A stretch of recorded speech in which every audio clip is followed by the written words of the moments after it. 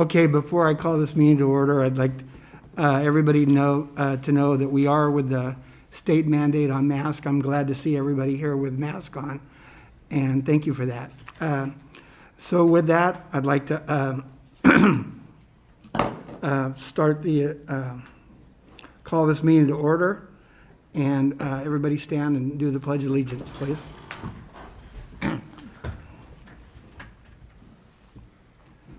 Ready? Begin. I pledge allegiance to the flag of the United States of America and to the republic for which it stands, one nation, under God, indivisible, with liberty and justice for all. Thank you.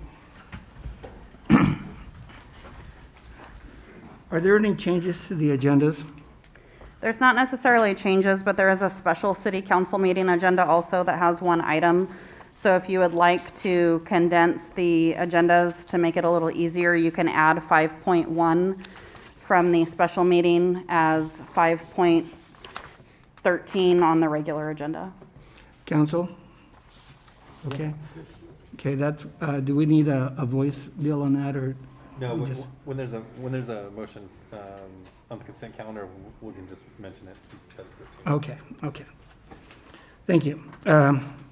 Council approval of the agenda? I'll make the motion. Been made in second. I'll second. Okay, it's been made in second. Roll call, please.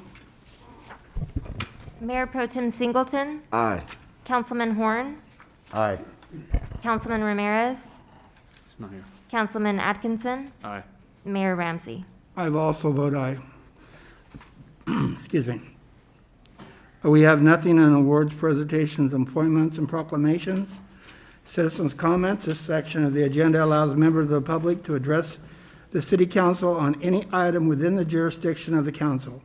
Members of the public, when recognized by the mayor, should come forward to the lectern, identify themselves, and use the microphone. Comments are normally limited to 3 minutes. Accordance with state open meeting laws, no action will be taken by the city council this evening, and all items will be referred to staff for a follow-up and a report. Citizens' comments submitted in writing to the city clerk by 5 o'clock on the day of the city council member meeting shall be distributed to the city council and included into the record. However, they will not be read. We have no public hearings. We have 12 items on the consent calendar. 13. Or I'm sorry, 13 items, because we're adding one from our special meeting. Is there anything anybody would like to pull from this? Do you want to allow public comment real quick? Okay. Oh, I'm sorry. I forgot about that. I just went zoom. Thank you for raising your hands. Okay, anybody for public comment? Sorry about that. No problem. Good evening, Board. Scott Netherton, Coalinga Chamber of Commerce. I'm finally glad to be able to announce the finalists for our Community Service Awards that will be held February 5th at Harris Ranch.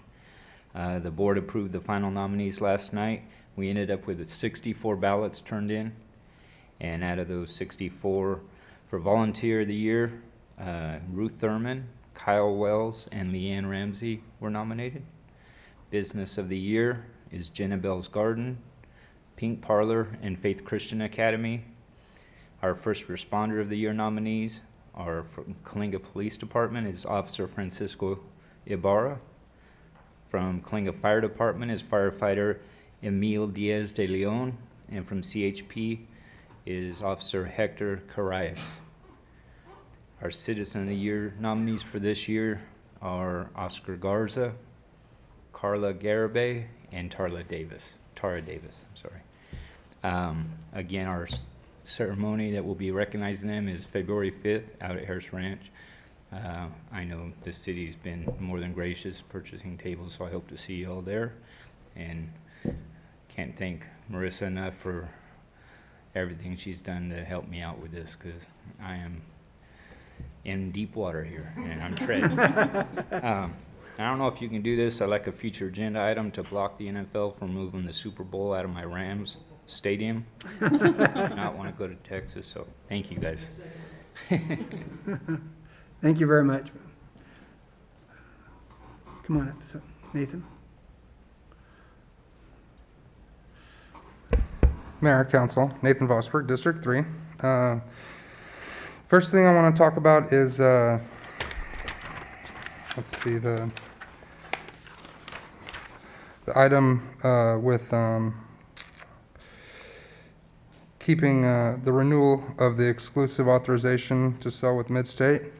You know, when I was up there, I thought it would be a great idea to look for people, and that's always a good idea, you know, but I've seen Midstate has been amazing, and the last time we did this, no one else showed up. They all said, hey, put us on the agenda, let us have a shot at it, and then no one showed up and spoke. And so it seems like that's the same way tonight, but I just wanted to put it in and say, hey, Tanya's done a great job, and I think she's probably one of the best realtors in town, and Kalinga's lucky to have her. Next thing that I want to talk about was there's a couple different items on here, like the groundskeeper and the secondary canine. I just don't like seeing things that are added to the budget mid, whether it be a position, whether it be an extra thing. All these things usually come with friends. Nothing is ever as it seems. You look at something and you say, okay, well, it's going to be $4,500. Well, what happens if that person leaves? What happens, then you have to train someone else. If you get too many people, then now all of a sudden you need a manager, So it's a growing thing. And I like to see cities nice and small, compact, and then use that savings towards building things that we can for the citizens. So it'd be nice to just make a motion and say, hey, we aren't going to approve new positions mid-budget term. Because I think that sometimes, and not specifically in this city, it's a tactic where you get a nice small budget and everyone likes it, and then come through the year, people start adding things into that budget, and now it grows. And so, that's just my opinion. And then the last thing I want to talk about is rank-based elections. It's a horrible idea, absolutely horrible. I just watched 10 or 15 different ways this can be done. There is not only one way. There's 10 different ways this can be done. There's a single choice. There's a multiple choice.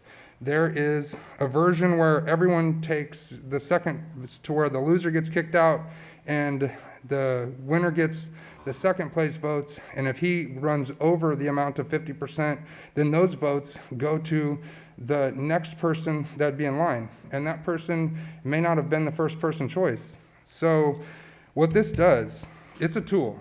Almost every single city that has this is a Democrat city. And they've done this on purpose to keep it Democrat and to overthrow strongholds where you've seen people.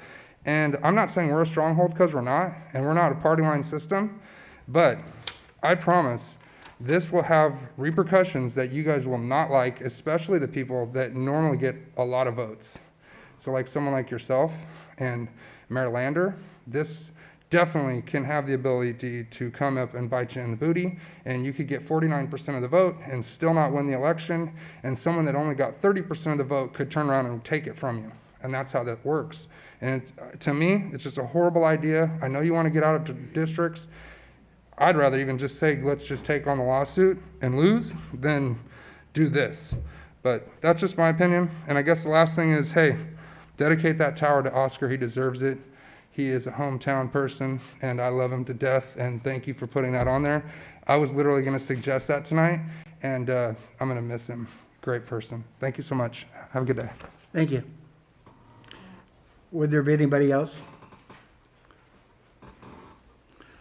Okay, next item, we don't have anything for a public hearing. Pardon me? Okay, I'm sorry. Okay, we have nothing for a public hearing.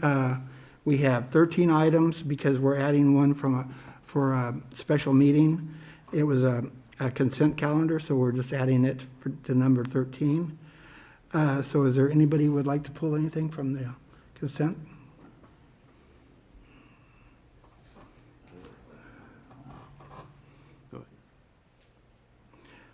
If not, is there anybody from the audience would like to pull anything from the consent calendar?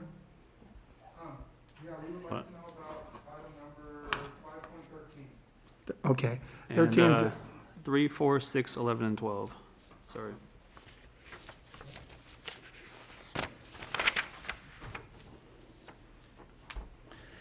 okay, anything else? Oh, 3, 4, 6, 11, and 12, okay.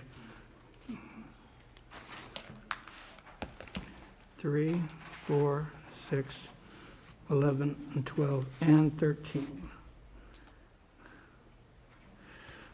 Okay, anything else? Okay, item number 3, what would you like to know? So for number 3, we talked about this. We've already had a person hit in that crosswalk.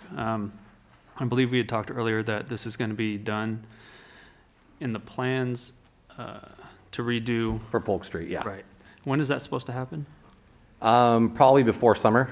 Before summer? We're gonna probably be bidding that project sometime in early spring. And is in the plans that are with it right now, does this include what we're asking, or what we're looking at here? Yes. It does include that. Yes. And are we going to change it to the, well, obviously, we're going to make It'll it have, handicap accessible. it'll have the drive approach, the actual curb ramp on the south side, as well as the RFBs and the high visibility crosswalk. Okay, very good. That's all I Okay. had for 3.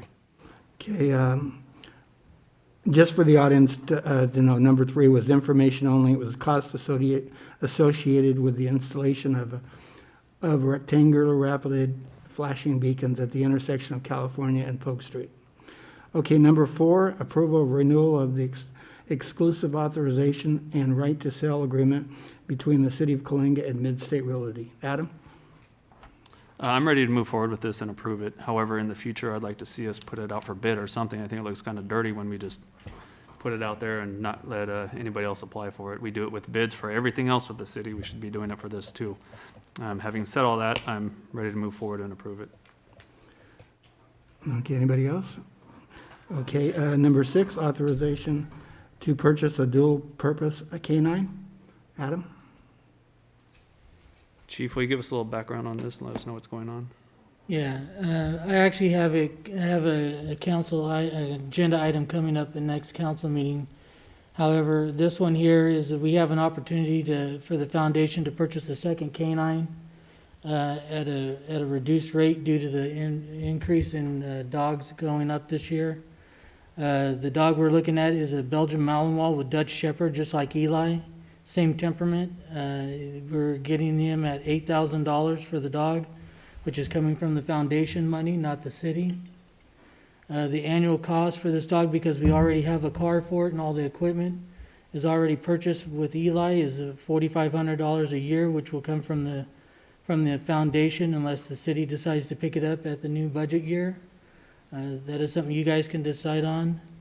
And that's the reason why we're doing this is because Officer Barra has elected to move on to another agency. So he will be moving on probably in the next couple months to the San Luis Obispo County Sheriff's Department.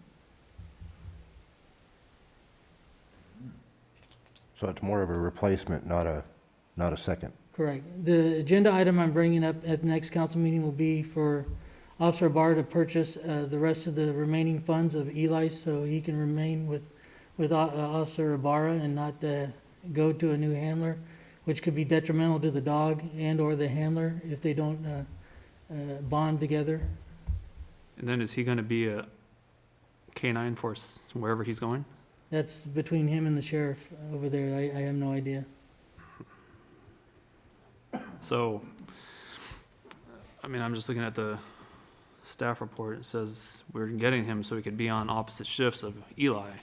But does it sound like that's going to happen? Right. Now, I just got this news from Officer Barra yesterday morning. So I wasn't able to make the change on the staff report to reflect that. And that's coming back to us at the very next meeting? Yes. All right, thank you. Do we have a canine, do we have anybody interested to replace Ibarra? Yes, I already have the canine handler identified, and he is currently bonding with this dog to make sure they jive with one another. The dog's name is Nitro, and they seem to be working pretty well, and they've been training over the last several months with our canine trainer. The dog's been staying at the canine trainer's location, but they've been training weekly with one another on their own time. Is it another local officer or a different department coming in? One of our current officers. Okay, any other questions? Okay, number 11, authorize up to 2 police recruit sponsorships. And also, Adam. So I'm not against authorizing 2 additional recruits and having the city pay for it. What I am against, however, is paying for the fuel costs and giving them a city car. I know when I went to the academy, and you probably all went to the academy too, you used your own car and you paid for it your own self. We're paying these people to go there. This is part of their job, and we should not be paying them to have a car or paying for their gas, in my opinion, for their mileage. So as long as this is in here, I'm gonna vote no on it. But if you guys decide to go with it, you could decide to go with it. Actually, on that, when I was hired, I was also sponsored by the city and was given a car at that time. Well, that may be true for the city, but I don't agree that that should be done. Didn't we, sponsor one other gentleman before? We sponsored a total of 4 over the last 26 years. Plus fire, and they use also vehicles when they go to training too. Sure, training, but we're talking about every day for 6 months. Their job should be at the academy. That's where their job is at. Okay. Anything else from anybody? Nathan? So, I think it's a great idea that the city sponsors. It just is really horrible when you sponsor somebody and then they go somewhere else. Like, I just seen this happen. Like, one guy we sponsored just went up in Fresno, all smiles and everything, and I'm like, oh, thanks for our cash that you took and went somewhere else. He was barely here at all. And from what I understand, we ended up paying a pretty penny for that too. Like, even overtime when studying. I wouldn't be in for that. I don't know how you make it work, but it should be fair to the citizens. And just another comment, how much is he gonna pay back for the dog? Because I personally put in time and effort, not in the same scenario, but the other scenario you were just talking about. I personally put time in to help to get the money for that dog, because that's what we wanted. And so I think the citizens of Coalinga that put in for that, deserve to know everything that has to do with it before you decide on getting another one. That's just my opinion. Thank you. That amount will be included on that agenda item at the next meeting. But it won't be before you vote tonight. On the second one, correct. Okay, I'd like to ask you in the past, how has this been handled in the past? And why did we do what we did in the past? So, it's been, I want to say it was maybe September-ish, maybe October of 2021, when we brought you the police recruit program, and council approved that. It did state in there that they would either be reimbursed mileage or provided a vehicle. The staff report that's in here basically was copied over from that meeting. So the item today is just to ask if you want to authorize up to 2 additional police recruit sponsorships. So it's basically either yes you do or no you don't. The program was already approved by the council. If you want to change the program, you can request it as a future agenda item to bring it back and discuss. But the way the agenda item's written is just asking for authorization to sponsor 2 additional police recruits in the program that you previously approved. We have had several employees go through the police academy that we've sponsored. We try to provide them a city vehicle to use versus reimbursing mileage, because reimbursing mileage is more expensive. In the program that you approved earlier in 2021, it stated, I think it was like an estimate of $3,400 or something in fuel costs. These 2 that are currently in the academy both live here in town and they commute together. So we're really only paying that cost for 1 vehicle versus 2. And then the city attorney can answer any questions regarding if we're legally required to provide that for them. Are we legally required? Yeah, if you're sending an employee somewhere, you either have to reimburse them or you have to give them the option to take a vehicle. It's not mandated which one you have to do, but you have to do one or the other. Okay, since these are sponsorships, are they actually employees, as They soon are. as we make them? Okay, they are, so, Mm-hmm. okay. So everyone who's in the police academy is getting paid by their city, or they're using a city vehicle. It depends. If you're, the standard, I don't know what other cities do, but Because- lots of them have this issue. But if you're directing an employee, regardless of whether they're a recruit or whatever, if you're telling an employee to go to this location, But that's where their work site is, but you're directing them to go there. because that's where their work site is. But it's a little bit different in the sense that they are leaving where their For traditional work 6 site would months, be. their work site is here. That's where their work site is. When they graduate from there, then their work site becomes here. I don't believe that's correct. I mean, you guys Well, are if free you to- go to the police academy, you're gonna see nothing but POVs. We probably have the only city cars that were given to recruits to go to these police academies. Right, and they might be paid mileage. I mean, I seriously doubt that. well, but you don't know, and that's the thing, right? I mean, if the labor code's pretty clear. If you're directing somebody to go to a different location than their normal work site, That isn't their normal work site is at the academy. but you can, I mean, with all due respect, Councilman, you can't say that because aren't these other cities? How can we not say that You're- they're you're normal kinda- work? you're But kinda- how can we not tell an employee, this is where your work site's gonna be from here to here? When you're done with this, then your work site's gonna be here. You can certainly try that. Okay, Now, technically, do they come here before they leave and return back here when they're done each day? They do. Okay, so they're technically, are they clocking in and getting paid for the time that they're leaving and driving back? We Or is it just one worded the cost? program that they're not paid for drive time. So drive time is, you don't have to pay overtime for drive time if it's not within their regular work hours. So like if you're starting the academy at 8 and you leave Coalinga at 6:30, we don't have to pay you for your travel time. If you started work at 8 and you were driving from 8 a.m. to 9:30 a.m., we can't deduct that from you. So if you drive during your work schedule, you're compensated for it. If you drive outside of your work schedule, you're not required to be compensated. So what's the suggestion? Is it a car and gas or one or the other or neither? well, tonight, that's not even a question, because tonight is just hiring the two, or picking the two, right? It's just Because we're asking bringing if that we back. can, We're bringing that back. well, we're not bringing that back unless someone requests it as a future Okay, agenda item, because you right. already approved it with Right. that. Me when my hiring process to elect people that work for the city, to get into the testing process, and if they test higher, are selected, then we can put them through the police academy. Okay, But they have to be city employees, not outside applicants. right. Now, on that question, can we also ask them to guarantee us at least 2 years? I believe you can't do that. We can ask them to, it's just not enforceable.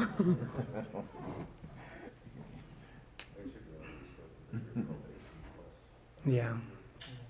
Put them on probation for 2 years. Well, so the way that, and again, we're getting back into the details of the actual program. Right. But in the program, one of the requirements is you have to be a city employee for a minimum of 1 year already. You have to have positive performance evaluations. So our employees, their first year of employment with the city, they get quarterly performance evaluations. So you have to be rated at average or above. And then they apply, they go through an interview process and all of that. And then if they're selected, they get reclassified as a police recruit. They're still a city employee. They're able to maintain their benefits, but we drop their hourly rate to minimum wage. They go through the police academy. They're employees of the police department. And then they come on and do FTO, and they're reclassified as a police officer instead of just a police recruit. And at that time, when they're reclassified as a police officer, they have another 1 year probationary period. How long was the last guy with us before he went to Fresno PD? Less than a year. So the probation period didn't really matter then? What hurts him is when he left with under that year, he doesn't receive his basic post certificate. So if you do 1 year at an agency and you receive your basic post certificate, you can actually be brought on to another agency as a lateral officer at higher wages, and because he didn't do that, he came in as an entry-level Fresno PD officer. So I think one thing to consider is whether we hire from the outside or whether we try to grow our own, who's like a local community member, a local employee who's interested in becoming a police officer, our turnover rate is high. They leave to go to agencies that pay more all the time. But there is a cost associated with sponsoring someone through the police academy, and some will still leave, even if they live here in town. However, the chances of them leaving if they're local and they grew up here and this is where they want to be are lower than someone we hire from Merced and they come here for 6 months or something and then leave. So it's still the same turnaround. It's just you're investing in existing city employees who are community members who are more likely to stay. It's not a guarantee, but they're more likely to stay. Okay. Any more questions? How many, so we have 2 who are in the academy now, 2 are possibly going to be going to the academy. No, we have 2 in the academy that graduate March 25th, and those are the only 2 that we're sponsoring. But you're asking for 2 more, I'm guessing, because This we is may in have. my current application pool, if anybody applies from the city in this application process, comes out number 1 or 2 or whoever we decide, we give them the opportunity to sponsor them through the academy, and unless somebody from the outside gets a higher rating than them. Okay. Just based on those 4, it's a potential of $13,000 or $14,000 in gas fees, which I think is too much. Any other questions? Okay, we'll go to item number 12. Authorize amended 22 budget to include additional groundskeepers positions for a total of 4.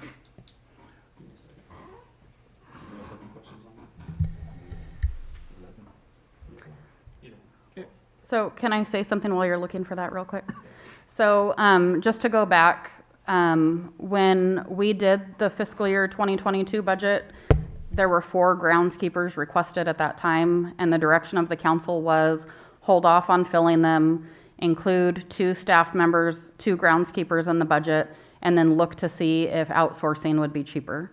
So that's what we did. We didn't fill those 2 that were approved in the budget because we were waiting to see if it would be better to outsource. So the information in the staff report basically says that outsourcing was going to cost more of the agencies that responded. And so now it's coming back to you to say, okay, now do we move forward with the 4? Sean may have more information and can answer questions, and then I don't know if Councilman Atkinson is ready with what he had. Do you want to say anything first or no? No, I'll respond. So I'm looking at the cost, and it looks like for 2, it's going to be $151,000. That would be that's what 2 would cost, yes. And That's what's currently budgeted is for 2. That's what we have in the current budget. So as Marissa mentioned, we're analyzing, and as council requested, is that, hey, let's look at mid-year, let's see how mid-year's doing to see if we can add 2 additional groundskeepers. And staff is here requesting the additional 2 due to the current budget situation. Our revenues are increasing and have exceeded what's been expected so far. And so that's what would trigger staff to bring that back to council to include 2 additional. So altogether, we're looking at just a little over 300,000, is that correct? If you get all 4, the ones that you want? That's what it would be moving forward, yes. But in terms of this current budget year, it'd be $28,000. Because that's reflecting just the difference in costs that have been spent on part-time salaries for our temps, handling some of the groundskeeping work throughout the first 6 months, since we haven't hired any groundskeepers yet. Okay. Just the way that I feel about it is when we passed the budget, we passed it with a surplus in the budget. We've had a lot of expenditures since then. We've been spending like crazy lately. I think we may possibly be in an operating deficit. I don't quite know. I don't know if you know for sure or not. But the way we keep trending is we're going to go deeper and deeper into the deficit, the way we've been spending lately. So I'd say, just my opinion, and take it for what it's worth, is that we should wait till the next budget to see if we can work it into the budget without deficit spending. We bought a lot this year, fire trucks. possibly 2 properties that we've been talking about. We're spending a lot of money, and we're spending, in my opinion, I think we're gonna go in the deficit, just for this spending year, operating deficit for this fiscal year. Okay, any other questions? So we have currently how many landscapers? We 0. we currently have 0. But we want 2. We have, we will advertise 2 starting Right. next week because they're already authorized in the budget. And once we Right. complete this process, we waited for this process. If the council authorizes 4, then we would advertise for 4. I can tell you with 2, it's going to be very challenging to keep up with all of the responsibilities of a groundskeeper.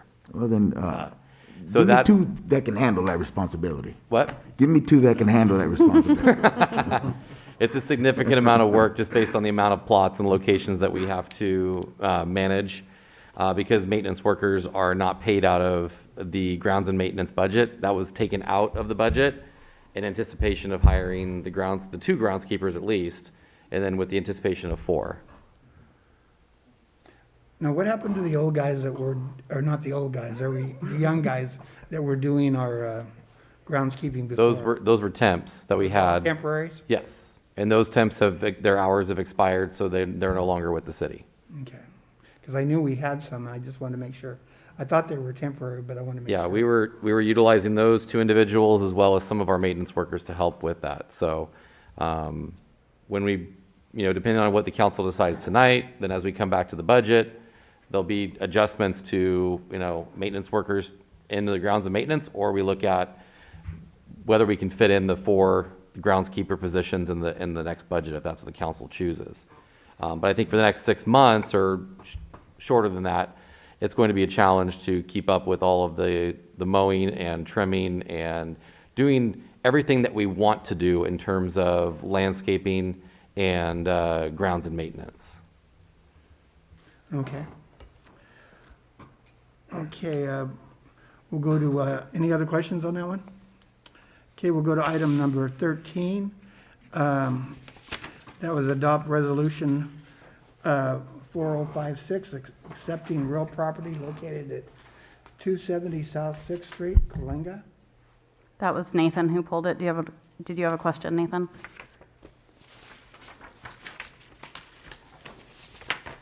Yeah, we were just curious which exact property it was, and is this a city purchasing property, or is this the city selling property? Basically, just a little summary. Yes, so the property is 270 South Sixth Street. It's that triangle property. If you're driving down Sixth, it's the last property on the right side. It's like a triangle. That's the best way to describe it. Yeah, It comes to a triangle corner. fence. And the city is purchasing that property with plans to turn it into an animal shelter.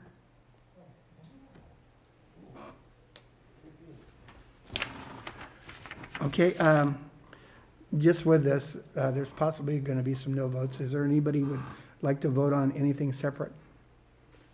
That way we could do all of them and then do certain ones separate.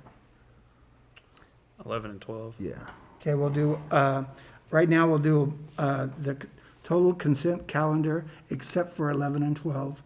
So do I have a vote for that, or do I have a motion for that and then a second? I'll make the motion to approve 1 through 10 and 13. I'll second. Okay, it's been motioned and seconded. Roll call, please.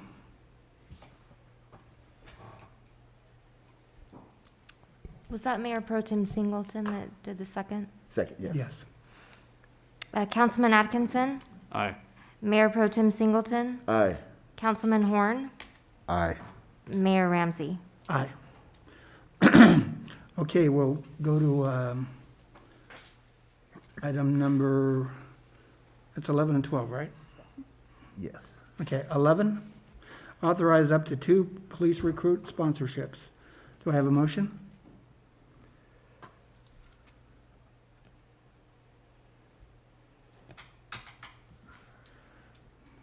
Okay, that just goes away because there's no motion. Okay, item number 12, authorize and amend the 22 budget to include 2 additional groundkeeper positions for a total of 4. Do I have a motion?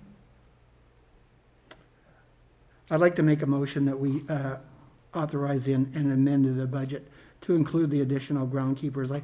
I've seen them at work, I've seen them, we've got a whole bunch of more strips around Coalinga, and if we expect the citizens to maintain their property, we're gonna have to maintain our property.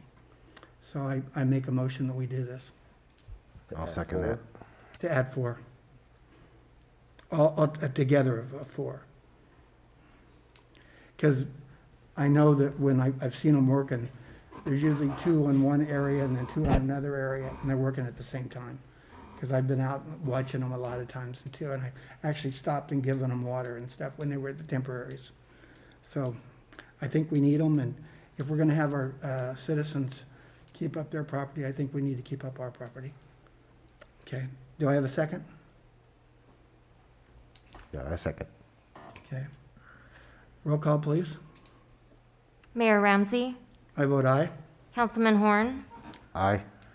Councilman Atkinson, I'm a no right now, and the reason why I'm no is because I think we can take that money and we can do great things with the 28,000 or whatever we're gonna pay for the rest of the year, like our Veterans Park. We could upgrade that tremendously with this amount of money. If we're gonna spend money, we But can if do we, that. if we do spend that money, we won't have anybody to take care of it. Well, it's being taken care of now, and it's there, so, Yeah, but will it be taken care of tomorrow? well, sure. I think it will be. We can With find a who? way to do it. $300,000 for 4 groundskeepers is way too much for me. That's more than I'm willing to spend. I think $300,000 could be spent other ways, including groundskeepers, but especially to upgrade things around Coalinga. I mean, we're spending so much money on employees right now. What are we giving the citizens? What are the citizens getting? Where's their park upgrades? Where's their sidewalk improvements and stuff like that? You know, there's so many more things that we can do besides make the city bigger and bigger and bigger and bigger. We take on a whole lot more. I mean, I don't know how many police officers we're hiring. I don't know how many firemen we've been hiring, and now we're taking on 4 more employees. It just. Okay, we it hire just- police and fire because that was the mandatory that I think all of us got when we were elected. And everybody said police and fire. And you yourself said, No, we're gonna wanna maintain certain things like Veterans Park and stuff. We can't do that without groundskeepers. right. So we promised 17, and now we're at 21 police officers, just for clarification. That's right, and we've gone because above we and did what the beyond. public asked. I'm not arguing that. I What know. I'm arguing is, are we really in a place to spend $300,000 on groundskeepers? And I don't think we are, particularly with the way we've been spending lately. We've got to be in a budget deficit for the operating year, in my opinion, from what I've seen. I may be wrong. You can tell me if I'm wrong. But if we were going to spend No, this I much money, if respect- we can I have. respect your opinion. Yeah, if we can have 2 and we can get away with it, in my opinion, at least for now and for the rest of the year. And then if we are gonna spend money, we can upgrade so many other things. But anyways, that's my opinion. I vote no. Okay, thank you. Sir? Up here, please. Could you come up here, please? I'm sorry.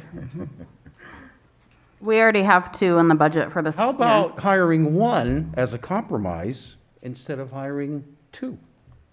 So there's already 2 in the budget, so that would mean 3 instead of 4, yes. 'Cause I'm not against hiring 4, because I know we said 2, but we are spending, and that's a lot at this time, not knowing what we have. If we knew what we had for sure, then if it was available, then yeah, definitely, but I don't think right now, and even 1, a compromise, I mean, man, to me, that is a lot at this time. Not saying that if you bring it back, I don't know, whenever you're ready to present your numbers, that we can get on this. I mean, because I agree that you have to, in order to demand the citizens or request citizens, we got to do the same thing. We have to be identical. When their water was off, so was the city's water. It had to be that way. And it has to be that way for the beautification of the city. It's not just the city, it's also the citizens. But at a point in time where we're trying to do what we said during our election, increase our PD, our fire, and get the trucks that they need to get up these buildings, there has to be a slow compromise till we get to that point. Because right now, we're spending more like it's like there's money out there. And I'm not saying that there isn't. I'm just saying in a timely manner, sure, add it to 4 to help get it done in a timely manner, as opposed to working these 2 guys all day, every day. I'm not saying no, but I'm saying time-wise is what I'm saying. Okay. What is your vote? I'm sorry. I forgot to vote. That's good. Can I ask one more question? Yes. This is going to be a tough question for you. If we do this, are we spending, and we spend what we've said we were going to do, are we deficit spending? So I can't tell you what to do, and I can't answer that question for you to the degree. We did pass a budget with a surplus of $483,000. I have been watching the revenue as it's been coming in, and for some of the major revenues that we receive, it's been trending upwards. But I can't promise you what the year is going to look like. At this point, the way that I see it, there are certain revenues that are major revenues for the city in the general fund are trending upwards, which is above what we budgeted in the original budget. Again, I don't have a crystal ball as far as I can't tell you how we're going to end the year because every year over the last 2 years I've been watching, we always end the year with a surplus. And that's primarily due to revenues coming in higher than we originally anticipated, as well as the departments spending fiscally responsible with savings from their original budgets. And so we have been watching the general fund as of the December 31st expense report. The expenses should be at or higher than 50% available, which means we're halfway through the year, which as we ran the reports, we actually have we've spent 5% less than what we would have at the December 31st quarter end. And so all I can do is I can go off of the data. And again, I don't know how the year is going to end, but as we're watching the expenditures and the spending of the departments, we are trending on the lower end. Revenues are coming in higher. And so. Thank you. That's good enough. I'm sorry I put you on the spot. Okay. Thank you. You got something? Yeah, I got a quick question, hopefully. Are they asking, or the employees asking for this to help maintenance and, let's see, the maintenance workers in the city public works? Is it so they have more time to do the maintenance? Not entirely. So in previous years, we used to have groundskeepers. We did away with the groundskeeper position and we assigned the maintenance workers to do groundskeeper work. And the maintenance workers had an allocation from their salary and benefits charged to grounds maintenance for maintaining the grounds. For the current fiscal year, because we asked for the groundskeeper positions back, the groundskeepers are budgeted 100% out of grounds maintenance. Maintenance workers' allocations were changed and removed from that. So the maintenance workers right now technically can't do groundskeeping unless we readjust and start charging them to the general fund. And so there's 2 in the budget. And you can do it either way. You can say, just stick with the 2, we'll revisit it next fiscal year for possibly 4. But only those groundskeepers will be doing groundskeeping because the maintenance workers, if we want to assign them to do groundskeeping again, we have to redo their allocation and charge a portion of their salary and benefits to the general fund, which basically is going to equate to something similar. It'll be less in cost, but you'll have higher paid employees doing groundskeeping work. And you'll have an allocation of their salary charged to the general fund for the work that they're doing because grounds maintenance is a general fund function.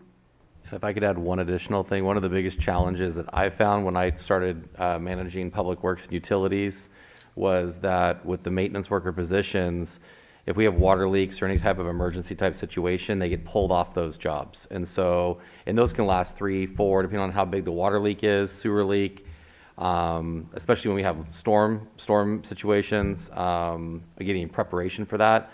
Sometimes those duties get assigned to the more priority items, and then the maintenance, the groundskeeping kind of gets pushed away to the side. And it's more than just the maintenance side. It's replacing dead plants. It's a lot of additional things that we want to be able to do other projects that we don't have to hire contractors for, that we can go and do ourselves. And so that's kind of the approach to the groundskeeper positions, because as Marissa mentioned, it was there before. So the cost is roughly the same if we were to reclassify versus hiring more? As Marissa mentioned, I don't think it would be as expensive, but there comes other issues when you do that. So yes, you would have to allocate maintenance workers to the grounds and maintenance budget. However, then they're going to be pulled away for different things that they have to do. And our goal is to really start curating our maintenance workers to move up into higher positions and become more leads, to start training our younger guys to learn more about working with water, with natural gas and sewer and all of the things that are associated with the public works side. And then the landscaping side can be done by the groundskeepers. Is there any way we can get a cost of what they would normally get to actually take it on versus the cost of actually getting all the groundskeepers before we actually vote on it? So we can see what the difference is? I was going to ask if I could change my amendment, because I asked her if I could change my amendment to hire the 2 and then hire 2 temporaries. Because we've had 4 temporaries in the past. And on this council, we do have to compromise sometimes. And would you guys be willing to accept that I'd like to change my motion I know to that. Public Works utilizes the temporaries too when they're actually Oh, yeah, here, they so- do. They're always in the divides and stuff, so. I'd like to change my motion to that and see if whoever seconded it would second it. I'll second that. same thing. And then we'll have to ask you two if you would like to change your vote on that. And I think, just to clarify, I think if that does occur, I'm looking at Marissa, that I don't think it would impact the budget, because I think to do 2 full-time groundskeeper was only going to cost the city $28,000 in the budget, because we didn't have groundskeepers for the first 6 months at all. And so I imagine it's probably going to be a similar cost for those 2 additional. So I don't imagine there being an impact to the existing grounds and maintenance budget if, in fact, the council decides to go with the temps. And then we can revisit the total of 4 full-times at the budget in July or June. Okay. But a question, would we have to revisit the 4 full-time? Because we're already going to get 2. We would do that at the budget. We just do that during budget discussions and Okay. talk about what it would look like if we put that in the budget. Okay. Knowing more about See this how much year's it would budget, Right, what see how that much it would cost. may transpire next year. or That next budget sounds year. great, yes. Do you have that? With that deal? I'll have to do roll call. Yeah, exactly. I was going to ask you if you could do roll call again. Thank you. Mayor Ramsey, I vote aye. Councilman Horn, Aye. Councilman Atkinson, Killing me, Ron. So we're voting on 2 full-time, right? And then Right. 2, That You're not voting on 2 full-time. Those are already in the budget. those are already in the budget. Okay, so the only thing we're voting on is 2 Temporaries. temporaries, which are going to be a cost of what? I don't have that in front of So- me, but I can tell you that it's probably going to be less than what I can tell you real quick how much it is. what the total budgeted amount is, because we didn't hire the groundskeepers for the first 6 months of the year, or actually it's going to be 7 months of the year. So we have all that savings minus the 28 some odd thousand for the temps we had before. So it made, what So is we- it, Marissa? If they would have started January 1st, because it's easier just to do a half of a fiscal year, it would have been $34,560. Per, No, total for both of them, for both of them? for both the temps. And right now, we have a little bit of savings. I to do probably with have that. 60, I think I just looked at the budget. I think I've got almost $60,000 to $70,000 left in the salaries budget. Sold. Yes. Okay, that was a yes for him, I yes. think. and Mayor Pro Tem Singleton. I also vote aye. Thank you, gentlemen. And you see, we can compromise. Thank you, guys. Okay, now we'll go to item 13, or isn't it? 6.1. 13.1, yes. 6.1. Yeah, we did that one, okay. Oh, yeah, we did them all then. Okay. We'll go to 6.1, discussion, direction, potential action items on rank-based elections. Mario? Thank you, Mayor. Council, we just need some direction really at this time. This has the potential to be a really short item or a relatively long one. So before we do that, really, it would help if we could get a sense of what the council is, at least preliminary thinking. And if the council is preliminary thinking that we're just going to stick with districts, then that's a pretty short conversation. So we had previously talked about the options for redistricting, and knowing that some of the council at least had expressed, reservations about the districts and the preference for an at-large type of system. We talked about the ranked choice voting. So the council and the public are well aware that the council is elected right now in districts. And we do need to make a decision one way or the other. If we're going to redistrict, we need to do that now. We're a little bit behind the curve on that. But it will be relatively easy to find somebody, a demographer, to do that. The cost is probably going to be in the $30,000 to $40,000 range. That's traditionally what it costs. Just we can solicit bids, but if that's the council's preference is just to stick with the districts, then we need direction to do that. We will locate a demographer and get that process off and running. And so if the council wants to push off you can always consider ranked choice voting at some later time. But we have to make a decision one way or another because we have to get the new districts in place. There's going to be council elections later this year. And so we're not under a time crunch, but we just have to get the ball rolling to be able to do that. So really, if council could share with us their opinion, do we just want to stick with the districts or do we want to consider something different? That would be very helpful. If you want to consider doing a rank-based system, a more at-large system, then we can have a further discussion about that, in a few minutes. Okay, thank you. Council, what would you like to do?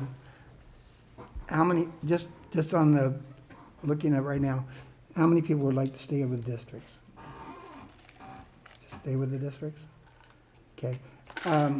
Myself, I really don't want to stay with the districts, but I want to, and I don't know about rank and file more as just like, I don't think all of us, some of us do, some of us don't. But I would like to see something different because even our citizens that don't like this, they want to be able to vote who they want to vote for. And I know we had to go to districts and stuff, and then some cities still aren't in districts. And so I would just like to see some alternatives. Is there any way to keep it districts but allow all the citizens to vote for each district? Or does it have to stay the way it is? Yeah, it pretty much has to stay the way it is. So the purpose of the districts is there are requirements for under the Voting Rights Act of population to make up that district, so that the people in the district can elect the person that they want.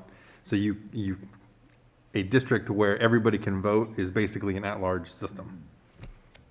So that's pretty much a catch-22, no matter which way we go, someone's not gonna be happy. Mm-hmm. Yeah, and like I said, there's not too many options. The city was forced into going into districts.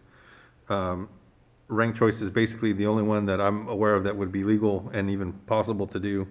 It is definitely, as Mr. Vosberg indicated, there's many ways even within ranked choice voting. So it's not that you just say, okay, we're doing this system and you move over. There's lots of other decisions that the council would have to make going forward, which will take time and, follow up. But it really is a situation where, you're kind of stuck with the districts, but again, you can choose later on. And even in 6 months or with the new council coming on in November, you could revisit that and decide, okay, do we want to look at something different to get us out of the districts?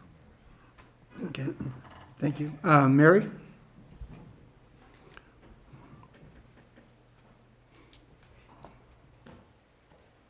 Mary Jones, in a ranked election, if you have an informed electorate who understand how that system works, who have a good grasp on it, it can be a positive and very useful tool. And I think part of the problem you have right now in addressing this is just that no information or misinformation about how that ranked system can work. So I've done a lot of study, not on what's being offered right now, but when I was at university, we studied that we had a whole semester on it.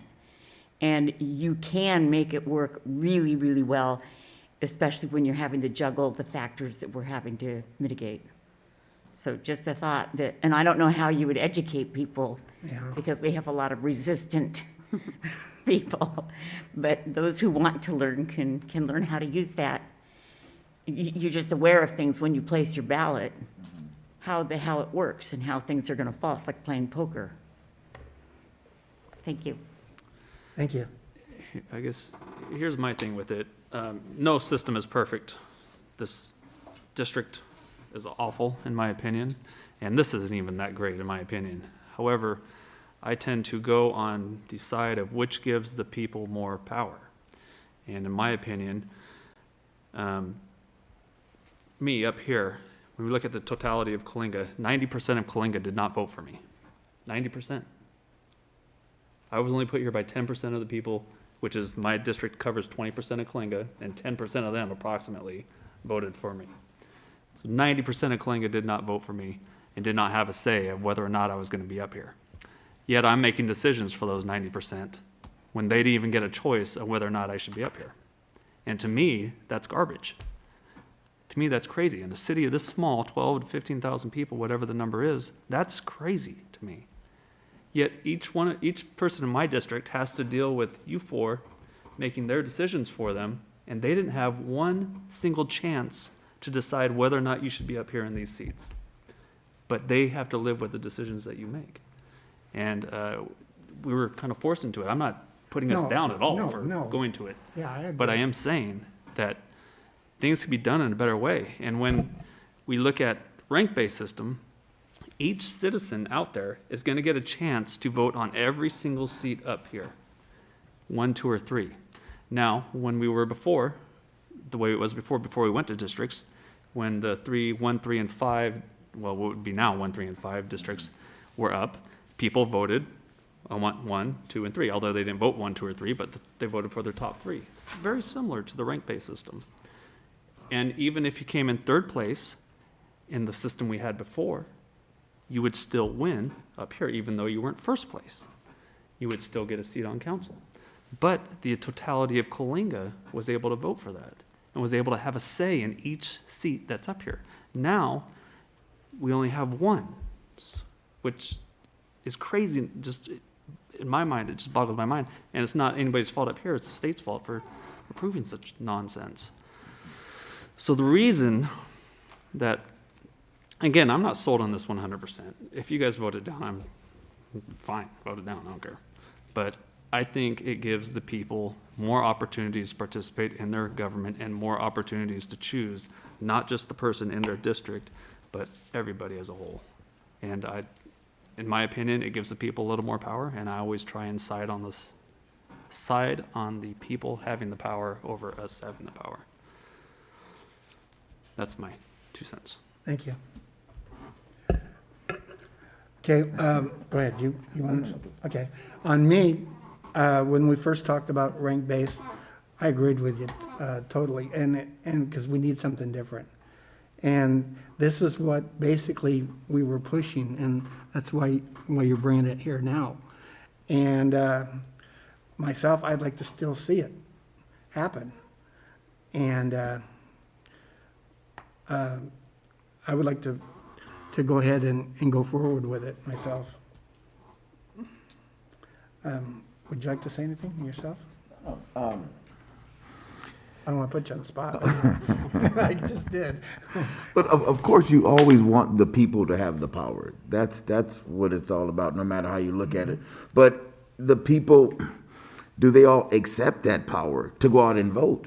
Because you said you can get 10%, but how many people actually voted out of the whole system? I mean, even at a prison that I work at, we got 700 cops, and you may get 200 that vote, and the other 500 complain. So it's like, you're right, there is no perfect system, no matter how we do it, but it's not what they vote in that they may not get what they want, but when they see the results, you have to adjust. Say, well, okay, maybe I didn't care too much for Horn, but man, the guy's doing his due diligence up there. You know what I mean? You didn't vote for him, and now you get to know him and see what he's bringing to the table. It could change your opinion, but if you just give everybody, for me, one person, one vote, that's about as simple as it is to me. If I want one person, one vote, and if there's three votes, but as long as it can't be manipulated to where you're number 1, 2, and 3 are behind you, and the votes bump up or whatever, and then number 1 falls out, to me, that's kind of crazy.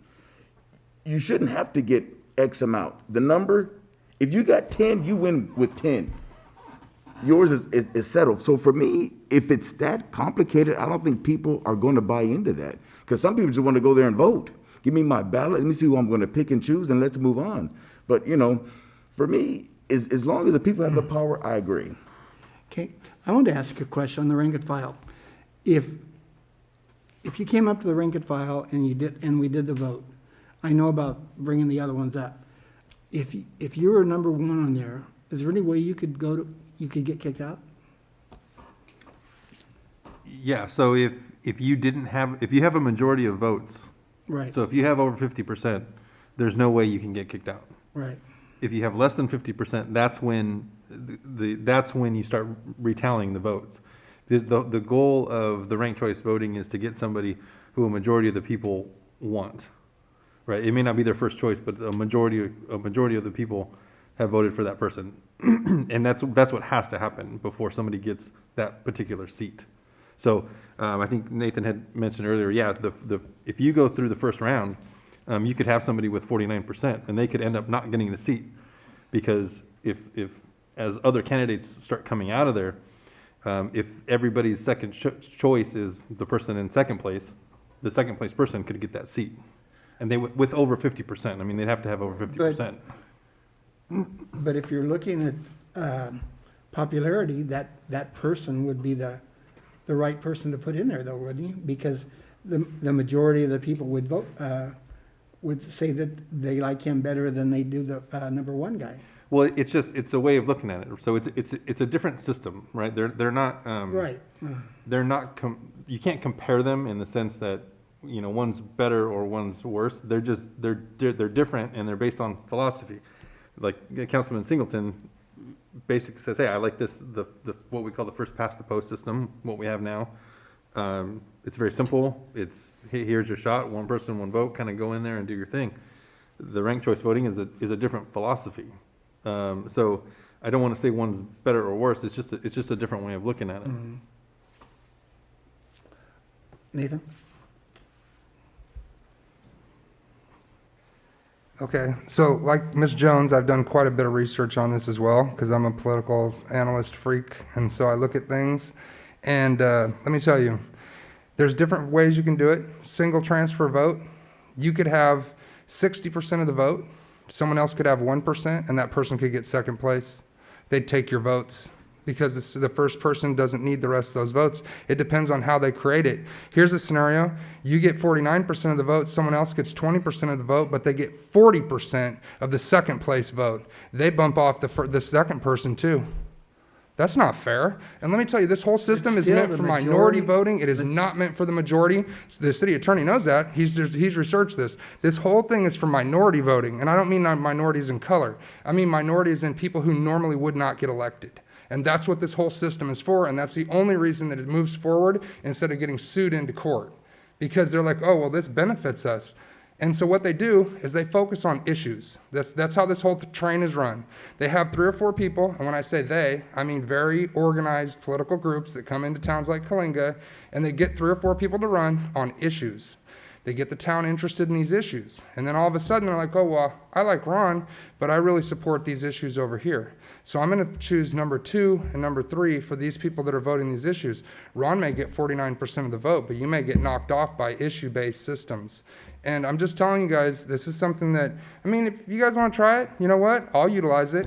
I definitely will. I'll run 5 people underneath of me, and it's a bad system. It's a horrible system. I'm a political guy. I look at this. If I thought this was a good thing, I'd be like, yay. You know, districts was a horrible idea too. And I was up there and making a horrible decision just because it wasn't a good one. It was bad. But I'm just saying. Didn't have a choice. So. Didn't have a choice. So, I mean, if I could make a suggestion, it would be to continue on this path and let the city attorney come up with different ideas and then tweak it.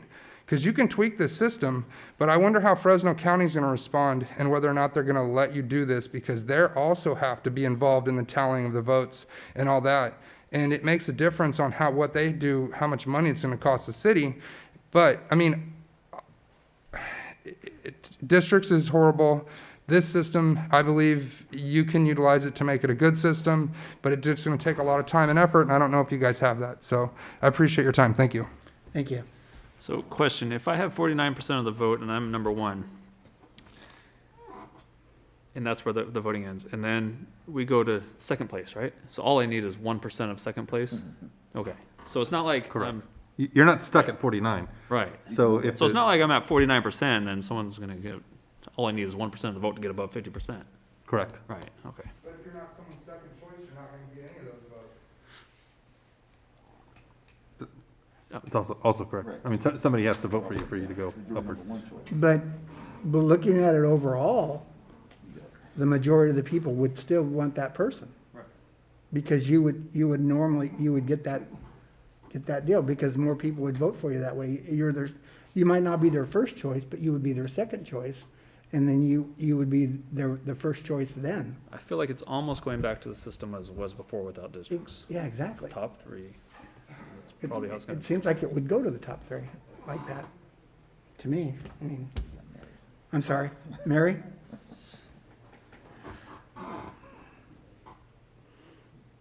It's funny because Nathan and I usually see things so well together.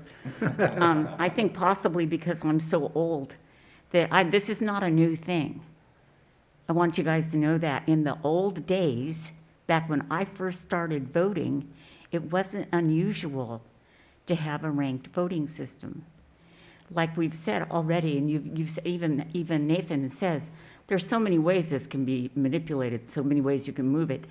And as an intelligent council and with good counsel here, you have the opportunity to try it out and go through the different variations and find the one that you think is going to work and try it.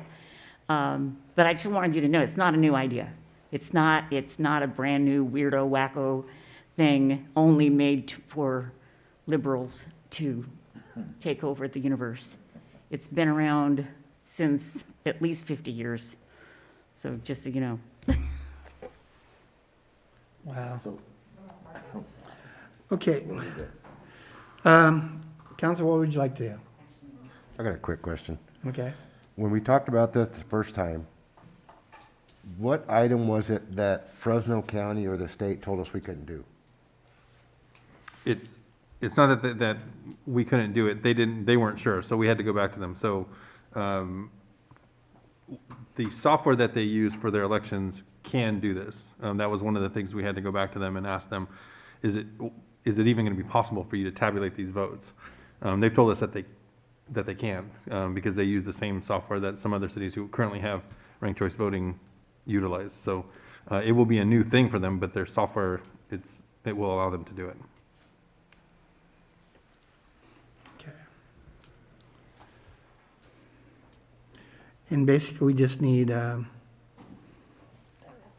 Well, initially, Direction, yeah, I mean, yeah. initially, I'm not sure what the direction is if we're going with districts or you want to consider something else, because I'm just not sure yet. So what is the, well, we only know basically, the thing is, I only know 2, the rank and file and then the district one, and I don't know any other ones. But, well, yeah, is the council looking towards keeping the districts, or does it want us to look at another option? like ranked choice and bringing something back. I'd like to see them bring something back, because if we brought something back and we ended up liking it, we could always say yes, or we could still go with districts if we have enough time. And I know that's putting us, Yeah, I think so you have the most time in the sense that if you want to at least start working on districts in the short term, that would be the best way to go. And then, again, I mean, it's been discussed, like, there's a lot of, fleshing it out, how exactly you want this to work, if you want to go to a ranked choice. And so that's going to take some time.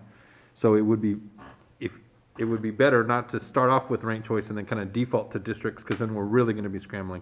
It would be better if you told us to go ahead with districts, and then we worked on ranked choice, and you can change that essentially anytime.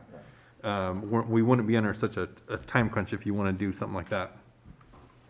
And I think that's the best way to tackle it, though.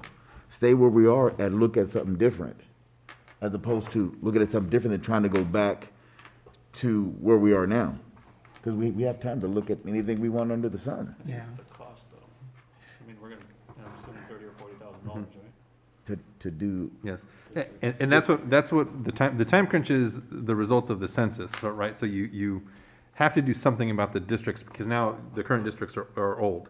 So you either have to update it or you have to do something else. Because of the elections coming up, I mean, the districts have to essentially be drawn in the next few months so that people can know where they're gonna be at. So when they put in their applications for council and for, any other things, that everybody knows where they are and the county is all updated. The change to ranked choice voting, if you want to do that, that's just by ordinance, and so there's no time crunch for that at all. We can do that whenever it's ready.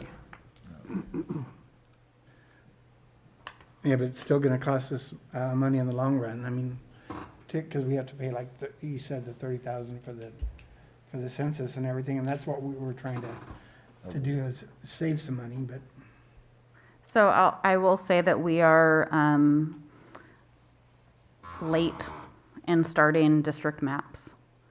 It's going to be difficult to find a demographer that's available. And so if you know that you want to do one thing or another, that may be beneficial, because it's going to be very difficult to find someone to draw the district maps. And then we have to have several council meetings regarding the maps.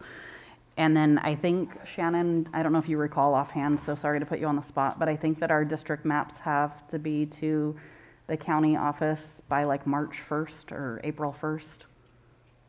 That sounds familiar. I couldn't tell you exactly, but it,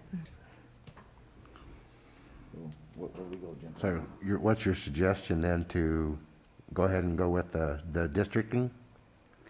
I don't have a suggestion one way or another. That's totally for you to decide. It's just, we need some clear direction on what the majority of the council prefers to do.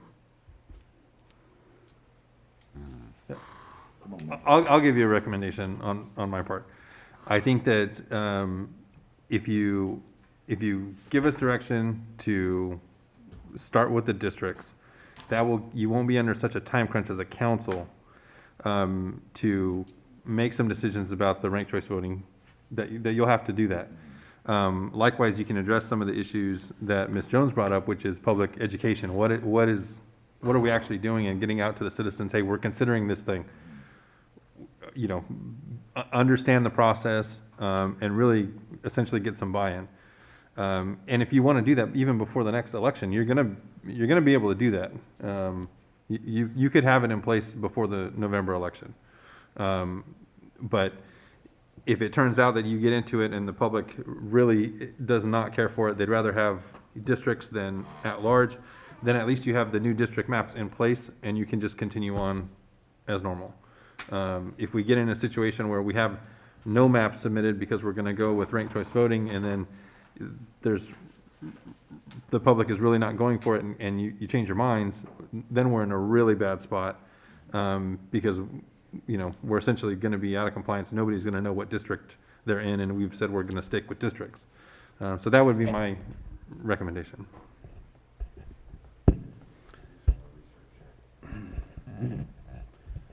Well, we need a decision today so they can tell us, so we can tell them how to go. Anybody have a motion? Motion would be to accept the city attorney's suggestion. I'll Okay, I have a second it. motion. Do I have a second? A second. Okay, motion made in second. Roll call, please. Mayor Pro Tem Singleton, Aye. Councilman Horn, Aye. Councilman Atkinson,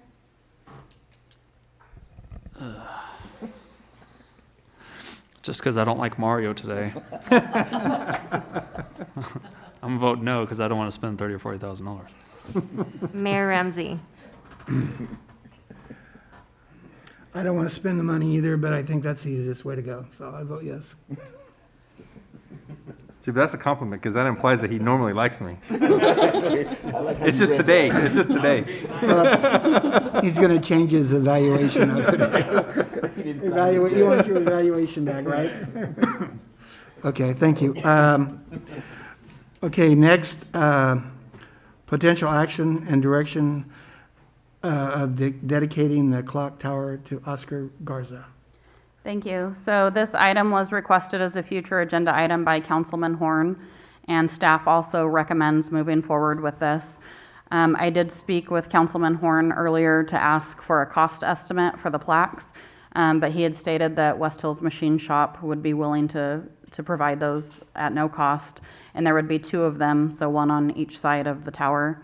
And my recommendation would be, I can't open the staff report for some reason because I keep losing internet connection, but my suggestion would be whatever the years were that Oscar worked on the tower, that it explains why the tower was dedicated to him. So 100 years from now, when people are looking at it, they know why that clock tower was dedicated to him. And so if we put on the plaques, dedicated to Oscar Garza for maintaining and servicing the clock for 22 years from 1994 through 2021. I think that would be a good way to recognize him and let future generations know why it was dedicated to him. Okay. And then, sorry, this was your item, so anything you want to say?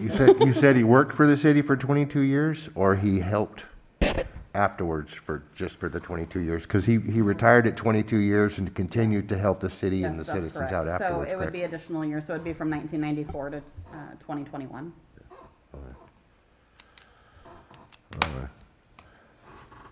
From what I know of Oscar, I've known him my entire life. He's always been a good person. He's always been willing to help out the citizens, even working for the city. When he retired, he stepped up and did a lot more, at least what he could, up until he got sick. I don't know if he was even able to get the information that we had the clock redone. Did he get that information before he went into the hospital? I think he did Don't because know. he was assisting Eric in getting everything, you were talking about Yeah, the chimes the and everything? installation, yeah. Yeah, I'm pretty sure that he was aware that was taken care of because he was helping Eric figure that out. With all that, is there any way we could suggest that Eric takes care of it from now on too? He's the only one that was there to actually I see think he how it already works is. now. He already is. Does he know? Yeah. Okay. Other than that, with my suggestion is to do either rename the clock or at least put some type of dedication plaques there, showing that his service to the city and keeping that clock running and making sure that we could all hear it. That's a big deal. As long as I'm born and raised here, and you can tell what time of day it is when that thing goes off. Same thing with the college actually has one. Just make sure that that's really, really super clear. What's that? That it's not Oscar the Toad, but Yes, Oscar Garza, yes. because that has to be a big deal. Yeah, we'll make sure it's got his full name Yeah. and everything.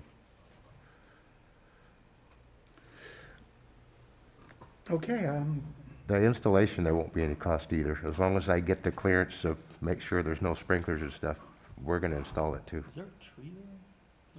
I'm trying to think of what's right outside the. I can go look and Is it bring it's like some an island pictures. though, Right? right. Yes. Maybe we could plant a tree there for him too if there isn't. Might have to remove some of the bushes. Just, Yeah, we can check on all that. Yeah. I'm all for it. I think it'll be great.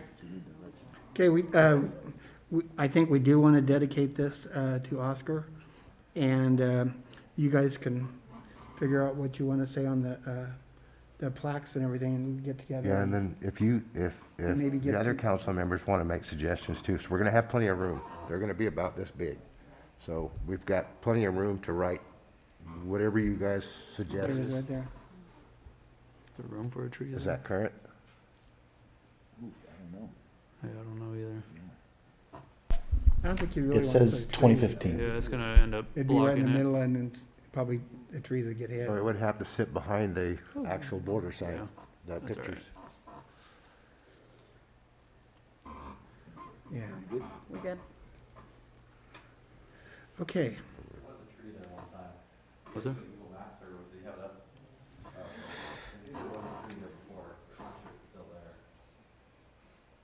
Staff could look at it, and see if that's something council wants to do, we could do a tree, definitely something like that. Now, will this have to come back to council at all, or do you want to just do it? No, I just need consensus, which you've already given me. And then we can put a dedication day and publicize that. Correct. Okay. I can bring in a few designs too, if you guys want to see that too. Pardon me? I said I can bring in a few different designs.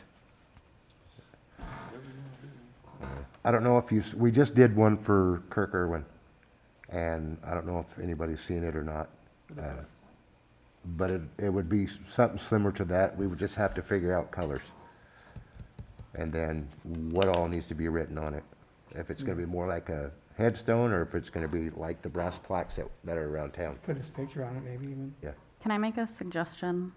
Can council direct staff to work with Councilman Horn to approve a design so it doesn't have to come back to council and delay it getting installed? Yes. Do that. Okay, and I don't want to put you on the spot, but could we add the In God We Trust with that too? We've got just going to now. Okay.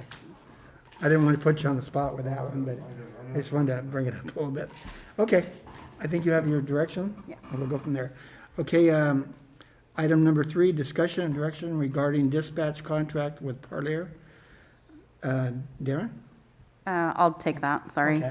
Okay. So we had placed this item on the agenda to have discussion with council and get direction regarding some concerns we had with the dispatch contract. We did meet yesterday with the city of Parlier. It was Mayor Ramsey, myself, and Chief Blevins, and we met with their mayor, city manager, and police chief, and we believe that we've addressed all of the concerns. So unless council had any specific questions that we can answer, I think that we've come up with solutions to all the concerns that we've had. Any questions? Any questions from the audience? Okay, well, thank you very much. That's all we need on that one, right? Okay. We'll go to announcements, city manager's announcements. Thank you. So the only announcement I have is this is our first council meeting since we did the city's Christmas gift program this year. And I wanted to thank the community. We ended up with 201 registered kids this year. And it was a great turnout. It was dependent on donations from the community, and a lot of local businesses donated and a lot of individuals donated. And we had several high school students who came after school and wrapped all the presents. So it turned out to be a really great event, and we couldn't have done it without the community support. Okay, thank you. Any council members' reports? Okay, I don't have any announcement as the mayor. Any future agenda items? Yeah, I'd like to do a future agenda item. For the city of Parlier, the dispatch contract is possibly renegotiating. The average percentage per year right now is, I believe, 6.5% at the highest. So possibly bringing it up a little bit to cover wages and so on that are going to come. It's getting ready to come up this next year. We can place that on a future agenda. Okay. Uh, Anybody? Yeah, bring back number 11 with the changes for the fuel. However that needs to be done. The fuel and the vehicles? Okay. Anything else? Okay, Mayor doesn't have any, I'm sorry. We go to a closed session, we have, excuse me. Can't open the pages, there it is. Okay, we have 4 items.